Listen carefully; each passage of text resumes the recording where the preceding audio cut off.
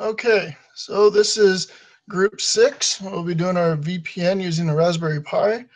Our group is Donald Nelson, myself, Mitchell Kekaoha, Emily Reed, Ben Houston, and Tom Hall. So what does VPN stand for? It stands for Virtual Private Network, which is a technology that creates a safe and encrypted connection over a less secure network. Now, there's two types of VPN software. One is a site-to-site VPN, and the other is a remote access VPN. And then here are the VPN protocols that can be used. The PPTP, L2TP, OpenVPN, SSTP, and IKEV2. Our group chose OpenVPN, and we'll be using the Raspberry Pi 3 as a hardware. So unfortunately, Donald installed the Raspberry Pi and didn't take any screenshots. Apparently, taking your kids to the ward trunk or treat is more important than a few screenshots. So here's a banana for reference. At this point, the POS is installed and we need to set up the Pi VPN software. Let's download and run it. It's alive! Well, it's a waiting game, at any rate.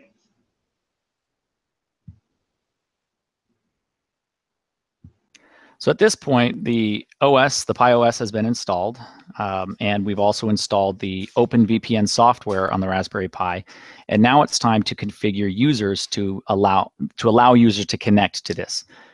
We are using the command sudo, which is going to elevate the Pi VPN add command as the root user so that we can create the certificate.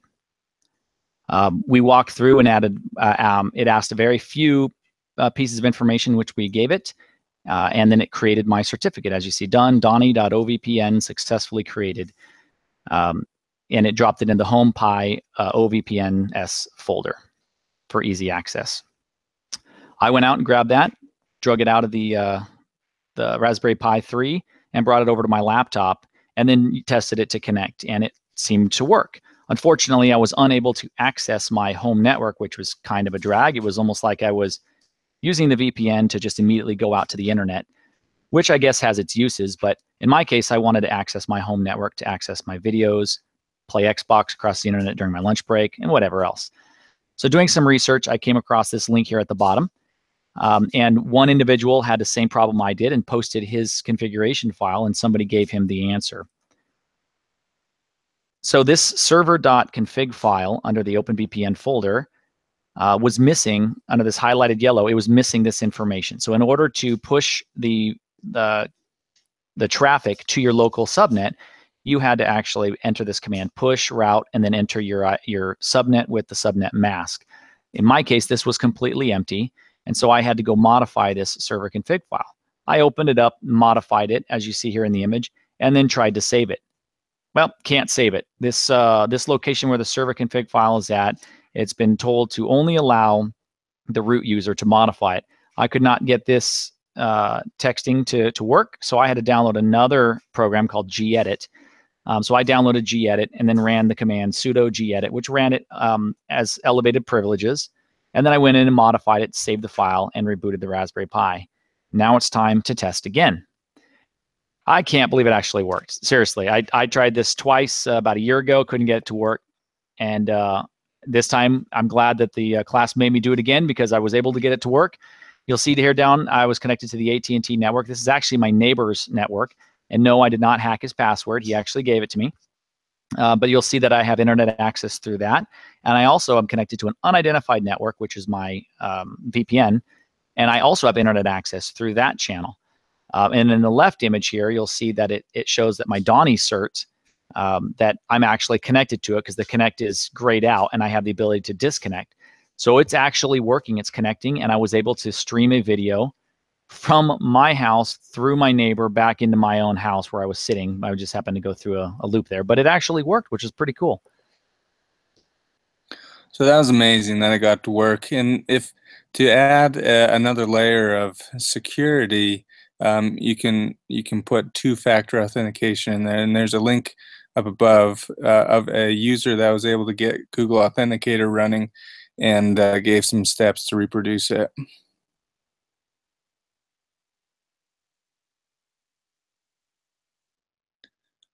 So two-factor authentication pretty much means that a user will have a username and password and a third piece of information that only the user knows. Username and password is just not enough anymore because cyber criminals can crack it.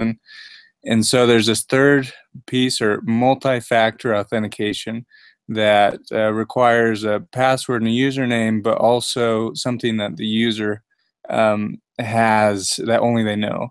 And so how does it work?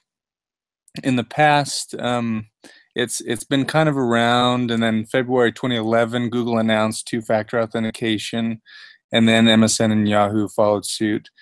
But the security process is pretty simple.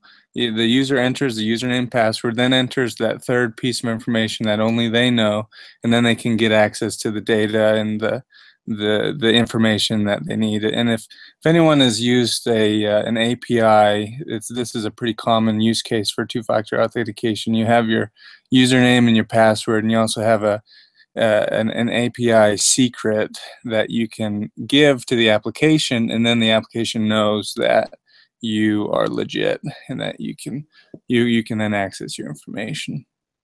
So some other options are text messages, app-generated codes like Google Authenticator, physical authentication keys or key fobs, and email-based application.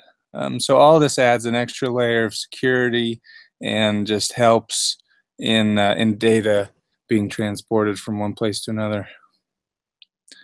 And that is our whole experience with VPN, with the Raspberry Pi, and a little overview of two-factor authentication.